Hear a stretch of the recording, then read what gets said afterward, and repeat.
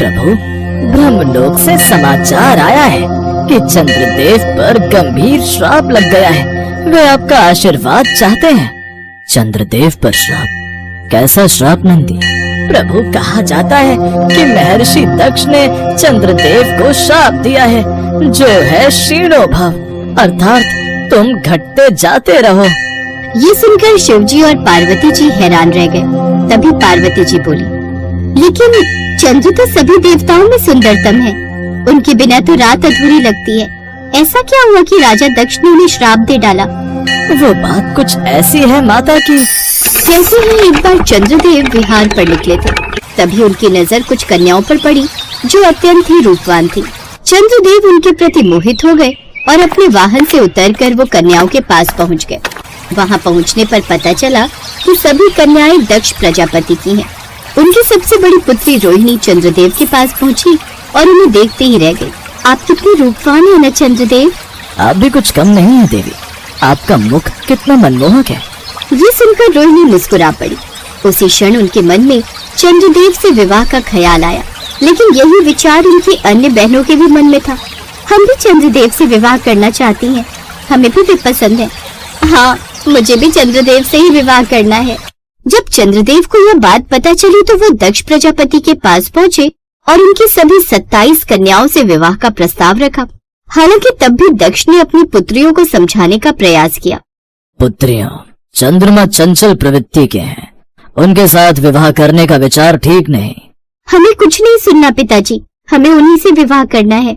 जब बेटियां नहीं मानी तो दक्ष ने सभी का विवाह चंद्रदेव से करवा दिया। हालांकि चंद्रमा सभी पत्नियों में रोहिणी पर विशेष स्नेह रखते थे। एक रोज चंद्रदेव एक महल में बैठे हैं। उनके मुख पर तेज है पर उदासी भी झलकती है। उनके सामने उनकी 27 सुंदर रानियां पत्नियां हैं जो महर्षि दक्ष की बेटियां हैं। स्वामी, आपने हम सबको समान स्नेह देने की प्रतिज्ञा की थी, पर आप तो दिन रात मेरे ही साथ रहते हैं। इससे बाकी बहनों का मन दुख से भर गया है और वे सब आपसे नाराज हैं। रोहिणी, तुम्हारा तेज सबसे न्यारा है। मैं क्या करूं, मेरा मन अनायास ही तुम्हारी ओर खिंच जाता है। मैं अगर उन सबके साथ भी रहूं तब भी ध्यान बस तुम्हारा ही रहता है। ये सुनकर बाकी सभी रानियां क्रोधित हो गई। बस, अब हम यह अन्याय नहीं सहेंगे। हम पिता महर्षि दक्ष के पास जा रही हैं। फिर सभी रानियां क्रुद्ध होकर वहां से चली जाती हैं। कुछ देर बाद वो सभी दक्ष की यज्ञशाला में पहुंची जहां महर्षि दक्ष वेद पाठ कर रहे थे। तभी उनकी बेटियां रोते हुए वहां पहुंचती हैं। पिताजी, चंद्रदेव हमारे प्रति न्याय नहीं करते। वे केवल रोहिणी से प्रेम करते हैं और हम सबको उपेक्षित रखते हैं। इसके बाद दक्ष ने चंद्रदेव को काफी समझाया। उनसे प्रार्थना की कि भविष्य में वो इस बर्ताव को ना दोहराए। लेकिन चंद्रदेव के व्यवहार में कोई परिवर्तन नहीं हुआ तो दक्ष ने उन्हें श्राप दे दिया। उन्होंने कहा कि जिस रूप पर तुम्हें इतना घमंड है वो सब नष्ट हो जाएगा। मैं तुम्हें श्राप देता हूँ, क्षीणो भव। तुम घटते जाओगे, मुरझा जाओगे, तुम्हारा तेज नष्ट हो जाएगा, तुम क्षय रोग से पीड़ित हो जाओगे। दक्ष के श्राप से अचानक से आकाश में बिजली चमकती है। श्राप मिलते ही चंद्रमा क्षय से पीड़ित हो गए। ये क्या हो रहा है? अब धीरे धीरे चंद्रदेव का तेज क्षीण होने लगता है। चंद्रलोक में अंधकार छा जाता है।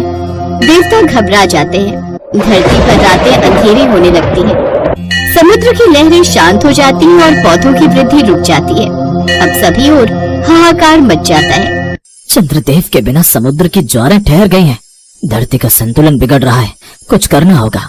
चलो हम सब मिलकर महादेव के पास चलते हैं, वही इसका समाधान करेंगे। कुछ देर बाद सभी देवता भगवान शिव के सामने उपस्थित हैं। चंद्रदेव मुरझाए हुए, सिर झुकाए हुए खड़े हैं। हे महादेव, मैं अपराधी हूँ।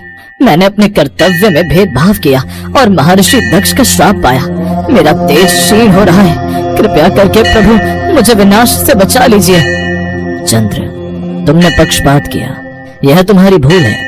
अगर तुमने अभी अर्धांगिनियों के साथ अग्नि के समक्ष फेरे लिए हैं, उन्हें समान प्रेम देने का वचन दिया है, लेकिन अब तुम अपना वचन भूल रहे हो। हमें क्षमा करें प्रभु, हमसे भूल हो गई। स्वामी, इनकी भूल बाल सुलभ थी, इन पर कृपा करें। ठीक है, दक्ष का श्राप व्यर्थ नहीं जाएगा, पर मैं उसे संतुलित कर दूंगा। चंद्रदेव, तुम्हारा विनाश सृष्टि के संतुलन के विरुद्ध होगा। मैं तुम्हें नष्ट नहीं होने दूंगा। चंद्र अब पूर्णतः क्षीण नहीं होंगे, वे प्रत्येक 15 दिन घटेंगे, फिर 15 दिन बढ़ेंगे। इस प्रकार अमावस्या से पूर्णिमा और पूर्णिमा से अमावस्या का क्रम चलेगा। ये सुनकर सभी देवता प्रसन्न हो जाते हैं। प्रभु, आपने मुझे नया जीवन दिया, मैं आपका सदा ऋणी रहूंगा। चंद्र, तुम्हें स्मरण रहे कि तेज और सौंदर्य का गर्व विनाश की जड़ होता है। अब तुम मेरे मस्तक पर शोभित होगे, ताकि तुम्हारा तेज सदैव नियंत्रण रहे और सृष्टि में संतुलन बना रहे। हर हर महादेव, प्रभु के सिर पर अब शीतलता का प्रतीक चंद्रदेव शोभित है। महादेव ने चंद्रदेव को अपने शीश पर विराजमान कर लिया। अब दूर से आकाश में पूर्णिमा का चंद्र मुस्कुरा रहा है। उनकी रानियां प्रसन्न है और रोहिणी झुककर कहती है, स्वामी, अब आप सब में समान भाव रखेंगे ना? हाँ प्रिय, अब मैं संतुलन सीख चुका हूँ। जो अभिमान करता है वह शिव जी के चरणों में झुक ही जाता है। अब से आप सभी मेरे लिए एक समान हैं। इधर कैलाश पर्वत पर पार्वती जी और शिव जी, स्वामी, अब तो आपके शीश पर गंगा भी बहती है और चंद्र भी विराजमान है। एक आप ही ऐसे हैं जो अग्नि और जल दोनों को धारण कर सकते हैं। पार्वती, यही सृष्टि का संतुलन है। एक और ज्वाला, दूसरी ओर शीतलता, यही योग है, यही शिवत्व। और इसी कारण भक्त आपको चंद्रशेखर कहकर पुकारते हैं। यह नाम मुझे प्रिय है, क्योंकि यह करुणा और क्षमा का प्रतीक है। चंद्रदेव अब भगवान शिव के मस्तक पर अर्धचंद्र के रूप में शोभित है। वो हमें ये सिखाते हैं कि जो अपने अहंकार को त्याग देता है वही अमर हो जाता है। श्राप भले ही नियति का हिस्सा हो, पर दया और करुणा से हर श्राप वरदान बन सकता है। इस प्रकार चंद्रदेव के अभिमान ने उन्हें श्राप दिलाया, पर शिव जी की करुणा ने उन्हें अनंत जीवन दे दिया।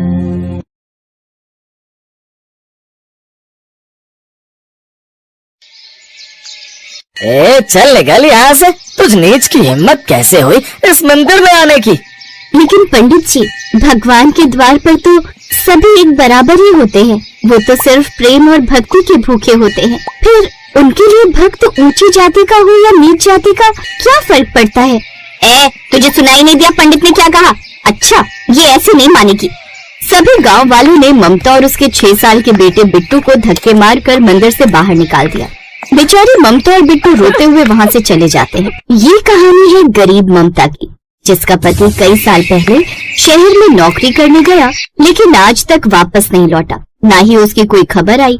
तब से ममता अपने बेटे को पालने के लिए जंगल से लाल मिट्टी लेकर आती और उससे मिट्टी के घड़े बनाकर बेचती और अपना घर चलाती। भाई साहब, एक घड़ा ले लो ना, सुबह से बोनी भी नहीं हुई है, बच्चा भी कल से भूखा है। कितने का है घड़ा? जी 80 रुपए का। नहीं, मैं तो 50 ही दूंगा, देना तो दो। ममता का सुबह से एक भी घड़ा नहीं बिका था, इसलिए उसने इसे भोलेनाथ की मर्जी मानकर 50 रुपए में ही उसे घड़ा दे दिया। ममता शिव जी की परम भक्त थी। वो हर रोज सुबह तड़के उठकर उनकी पूजा करती और जल चढ़ाती, लेकिन वो छोटी जाति की थी, इसलिए गांव के लोग उसे मंदिर में आने नहीं देते थे। फिर एक रोज, अगर मैं मंदिर नहीं जा सकती तो क्या हुआ, मैं इस मिट्टी से शिवलिंग बनाकर उनकी पूजा करूंगी। ममता ने बहुत ही सुंदर शिवलिंग बनाकर तैयार कर लिया और वो हर रोज उन्हें जल चढ़ाती और उनकी पूजा करती। एक रोज, ओम नमः शिवाय, ओम नमः शिवाय। बिट्टू, ओ बिट्टू, चल बाजार चलते हैं, घड़े बेचने के लिए देर हो रही है। माँ, आज मैं नहीं जाऊंगा। आज मैं शामू और राजू जंगल में लगे जामुन के पेड़ से जामुन तोड़ने जाएंगे। अच्छा ठीक है, लेकिन ध्यान से जाना। ममता घड़े लेकर बाजार चली जाती है और बिट्टू अपने दोस्तों के साथ जंगल चला जाता है। वो जामुन तोड़कर लौट रहे होते हैं कि तभी एक सांप बिट्टू और श्यामू को काट लेता है।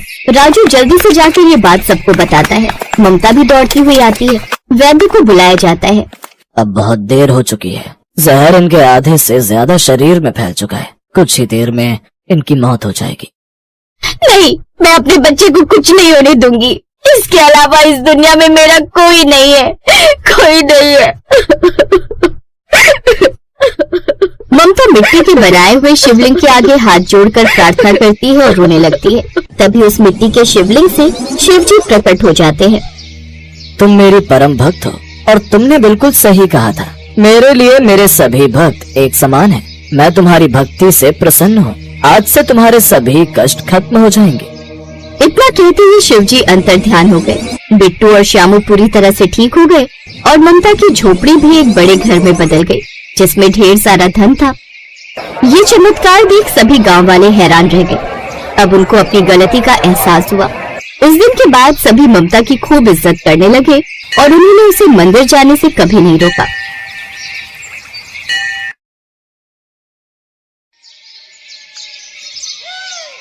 पूनम का उल्टा हाथ बचपन से बेजान था, इसलिए उसके लिए जो भी रिश्ता आता था मना हो जाता था। ऐसे ही एक दिन, अरे बिमला, लड़के वाले आ गए हैं।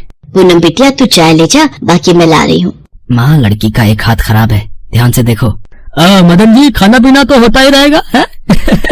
हम बेटे से बात करके आपको कुछ दिनों में जवाब भेज देंगे। अच्छा, अब हम चलते हैं, ठीक है?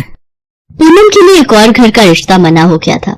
वो बिना कुछ बोले थैला उठाकर सब्जी लाने के बहाने घर से बाहर चली जाती है। घर से बाहर निकलते ही वो फूट फूट कर रोने लगती है। मदन और बिमला भी बहुत दुखी होते हैं। पता नहीं मोहल्ले की सब लड़कियों के हाथ पीले हो गए। हमारी पूनम के भाग्य में न जाने क्या लिखा है। जो भी लड़का देखने आता है इसके एक हाथ की खराबी की वजह से मना कर देता है। क्या करे बिमला, वो दिन मुझे आज भी याद है जब पूनम छोटी थी। सुनो जी, बारिश बहुत तेज हो रही है। मुझे नहीं लगता ये झुग्गी ज्यादा देर तूफान सहन कर पाएगी। तू पूनम को संभाल और जरूरी सामान बांध ले। मैं देखता हूँ, कोई सहायता मिल जाए तो ये जगह खाली कर देंगे। तभी आंधी तूफान तेज हो जाता है और झुग्गी का छप्पर पूनम के ऊपर गिर जाता है। बिमला अचानक से चिल्ला पड़ती है, पूनम मेरी बच्ची, क्या हुआ तुझे? ये क्या अनर्थ हो गया भगवान, मेरी बच्ची। बिमला और मदन पूनम को उठाकर डॉक्टर के पास जाते हैं। बच्ची के हाथ पर भारी वजन गिरा है, इसलिए ये हाथ अब उम्र भर बेजान रहेगा। पता नहीं हमारी बेटी के साथ ही ऐसा क्यों होना लिखा था। आप दुखी मत हो, पूनम बाजार से आती होगी, आपको ऐसे देखेगी तो वो भी परेशान होगी। माँ बापू, क्या बातें चल रही हैं? आज तो मैं थक गई। ये लो माँ, सारी सब्जियां ले आई हूँ जो कुछ तुमने बोला था। तभी पड़ोस की महिला आ जाती है। राम राम बिमला बहन, ले लो मुंह मीठा करो। मेरी बिटिया सुमन का रिश्ता पक्का हो गया है। बहुत ही अच्छा घर परिवार मिला है। ये तो बहुत ही अच्छी बात है। सरोज बहन, मेरी पूनम के लिए भी कोई घर बताना। देखो बिमला बहन, कोई अच्छा लड़का तो मिलने से रहा, क्योंकि पूनम के हाथ की तकलीफ देखकर कोई भी लड़का हाँ नहीं करेगा। अच्छा, अब मैं चलती हूँ, बहुत तैयारियां करनी है। सरोज चली जाती है। पूनम की माँ बिमला काम में लग जाती है। तभी एक फकीर द्वार पर आवाज लगाता है, कुछ खाने को दे दे माई। माँ, द्वार पर कोई फकीर आए हैं, मैं उन्हें कुछ खाने को दे देती हूँ। ये लो बाबा, साग और रोटी। बिटिया, ये तेरे हाथ को क्या हुआ? बाबा, जब मैं छोटी थी तो एक हादसे में मेरे हाथ पर चोट आई थी। सब चिंता बाबा भोलेनाथ पर छोड़ दे बच्ची। देखना, तेरा ये हाथ बिल्कुल ठीक हो जाएगा। क्या हुआ पूनम? बाबा को रोटी देने में बड़ी देर लगा दी। क्या हुआ बाबा? सब चिंता बाबा भोलेनाथ पर छोड़ दे बच्ची। देखना, तेरा ये हाथ बिल्कुल ठीक हो जाएगा। बाबा, इसकी सारी सहेलियों की शादी हो गई। इसका बेजान हाथ देखकर सब लड़के मना कर देते हैं। पता नहीं इसका भाग्य कब खुलेगा। बिटिया, तेरी सारी चिंताओं की मुक्ति इस श्रावण मास में हो जाएगी। तू भोले बाबा के सावन के सोमवार व्रत रख, श्रद्धा भक्ति से पूजन कर। सावन का महीना भगवान शंकर को अति प्रिय है। जो कोई भी सच्चे मन से श्रावण मास में उनकी पूजा करता है, वो उस भक्त की सभी इच्छाएं पूरी करते हैं। और हाँ बेटी, भोलेनाथ के आशीर्वाद से देखना, इस बार तुम अपने माता पिता के साथ कांवड़ यात्रा भी करोगी। बाबा, मैं ये सावन के सोमवार व्रत जरूर रखूंगी। पूनम भगवान शिव के सावन मास में सोमवार व्रत रखने लगी। सावन मास में सुबह उठकर वो शिव मंदिर में जाकर पूजा पाठ करती और शिवलिंग पर जल चढ़ाती। एक दिन पूनम मंदिर में पूजा के लिए पहुंची। तभी, अरे कोई मेरी मदद कर दो, ये सामने कुएं से पानी निकाल दो, मुझे शिवलिंग पर जलाभिषेक करना है, कोई मेरी मदद कर दो। क्या हुआ बाबा, आप कुछ परेशान दिखाई दे रहे हैं? बेटी, आज सावन मास की शिवरात्रि है।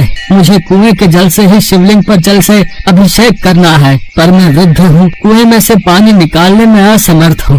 क्या तुम मेरी सहायता करोगी? हाँ बाबा, मैं अभी आपके लिए कुएं से बाल्टी भर कर लाती हूँ। पूनम बाल्टी उठाकर कुएं के पास जाती है और कुएं से पानी निकालने लगती है। उसे याद ही नहीं रहता कि उसका उल्टा हाथ तो काम ही नहीं करता, पर वो दोनों हाथों से पानी की बाल्टी खींच लेती है और उस बूढ़े व्यक्ति के पास ले जाने लगती है, तो बूढ़ा व्यक्ति वहाँ नहीं होता। पूनम अपने दोनों हाथों की ओर देखती है। जो उल्टा हाथ बरसों पहले अपाहिज हो गया था, आज उसने उसी हाथ से कुएं से पानी निकाला। वो भागते हुए घर जाती है। माँ, माँ देखो मेरा हाथ ठीक हो गया, भगवान भोलेनाथ ने मेरा हाथ ठीक कर दिया। क्या ये इतना बड़ा चमत्कार? हे शिव शंकर, आपका ये कैसा अनोखा चमत्कार है प्रभु। मेरी बिटिया का हाथ ठीक हो गया, भगवान आपकी महिमा अपार है। पूनम बिमला और मदन को मंदिर में घटी सारी घटना विस्तार से बताती है। पूनम, वो भगवान शंकर की ही कोई लीला थी जो तुम्हारा हाथ ठीक करने के लिए उन्होंने रची थी। स्वयं भगवान शिव तुम्हारी मदद के लिए आए बेटी। ये सब सावन मास के सोमवार व्रत का फल है। सच में भोलेनाथ के सावन के सोमवार व्रत बहुत ही फलदायी हैं। तूने उन फकीर बाबा के कहने पर ये व्रत रखे और आज ये चमत्कार हो गया। तभी वो फकीर बाबा आ जाते हैं। मैंने कहा था ना बेटिया, भोलेनाथ के सावन के महीने की मान्यता बहुत है। तेरे सारे दुख दूर हो जाएंगे। भोले बाबा तुझे सदा खुश रखें। देखते ही देखते वो फकीर बाबा भी ओझल हो गए। पूनम के दुख दूर हो चुके थे। वो अपने पिता से कहती है, बापू मैं भी कांवड़ यात्रा पर जाना चाहती हूँ, चलोगे ना? मुझे शिव जी का जलाभिषेक करना है। हाँ बेटी, हम कांवड़ का जल लेने जरूर जाएंगे। बिमला और मदन पूनम को लेकर कांवड़ यात्रा के लिए जाते हैं। पूनम हरिद्वार से जल लाकर शिव मंदिर में शिवलिंग की पूजा अर्चना करती है। कुछ दिनों बाद मदन और बिमला एक अच्छा लड़का देखकर पूनम की शादी कर देते हैं। पूनम को एक सुयोग्य वर की प्राप्ति होती है। इस प्रकार की रोचक कहानियों को सुनने के लिए हमारे इस चैनल को लाइक, शेयर और सब्सक्राइब करें और हाँ, बेल आइकन जरूर दबाएं ताकि रोचक कहानियों का नोटिफिकेशन सबसे पहले आप तक पहुँचे। नमस्कार।